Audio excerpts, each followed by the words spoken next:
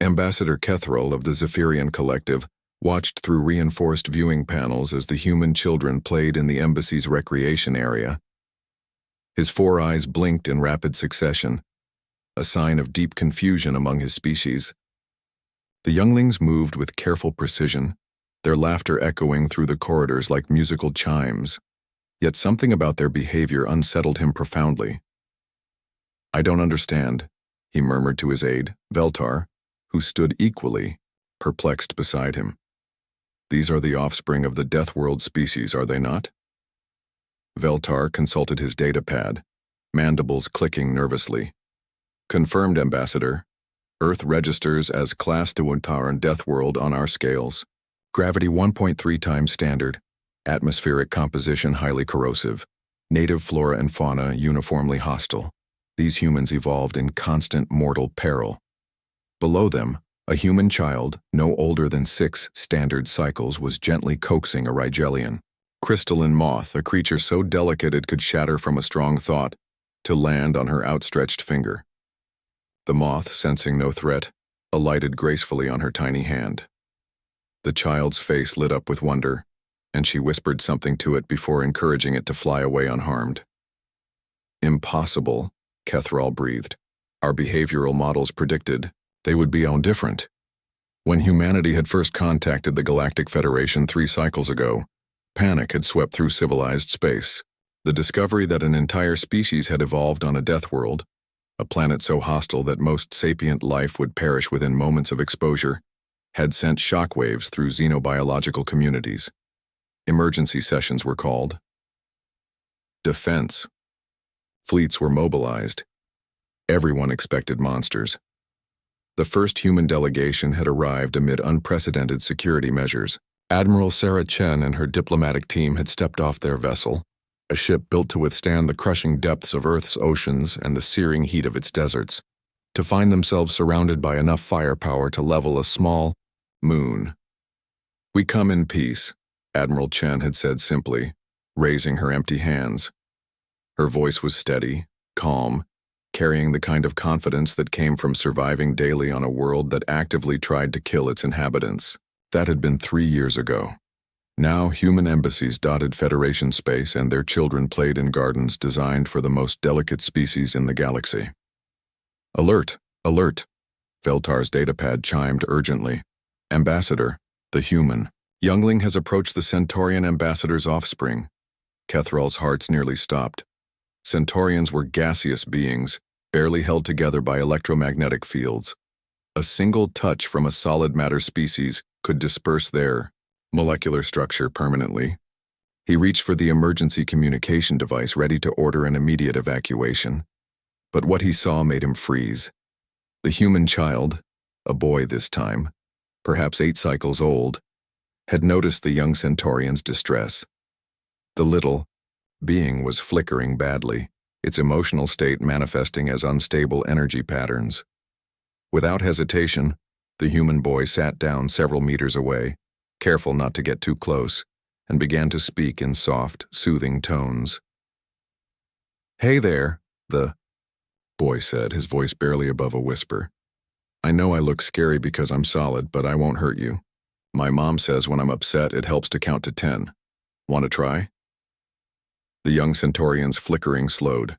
Gradually, its energy patterns stabilized as the human child counted slowly, patiently, never moving closer than was safe.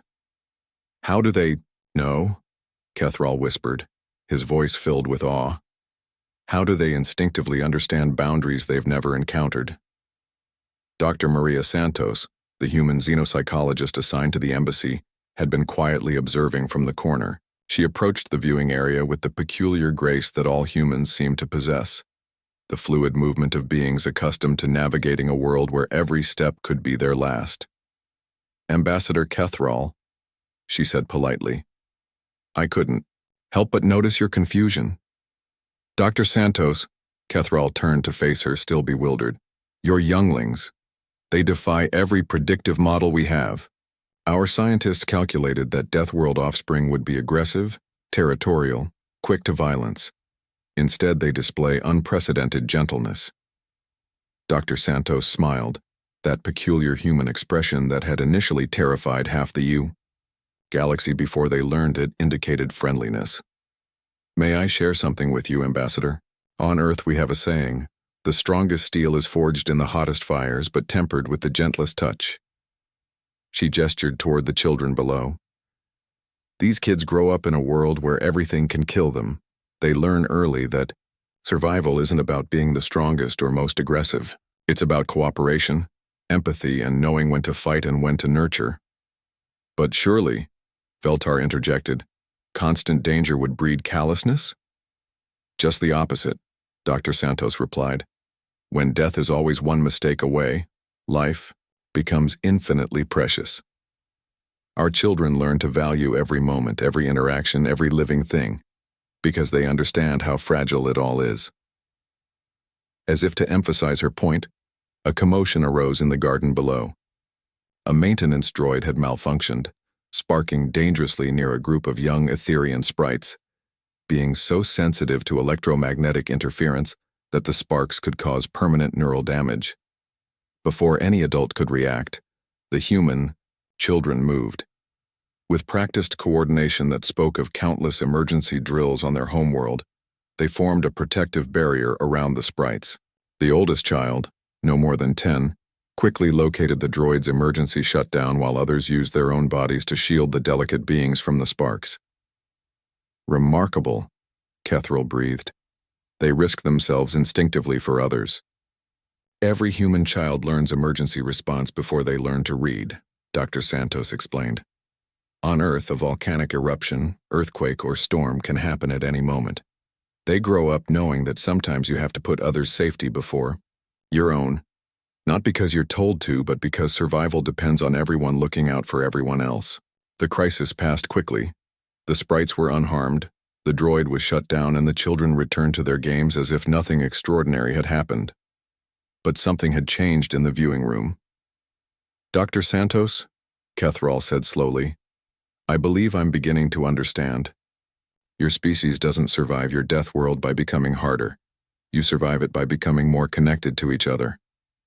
"Exactly," she nodded. "Earth taught us that strength isn't about individual power. It's about collective resilience. Our children play gently because they've learned that in a universe full of dangers, kindness is the rarest and most powerful force of all." As the ambassador watched the human children continue their play, always careful, always considerate, always protecting those more fragile than themselves, he finally understood why humanity had been welcomed into the Federation not as conquerors from a death world, but as its most trusted peacekeepers. They were gentle not despite their dangerous origins, but because of them. The children of the death world had learned the universe's most important lesson, that true strength lies not in the ability to destroy, but in the wisdom to protect and nurture life wherever it blooms.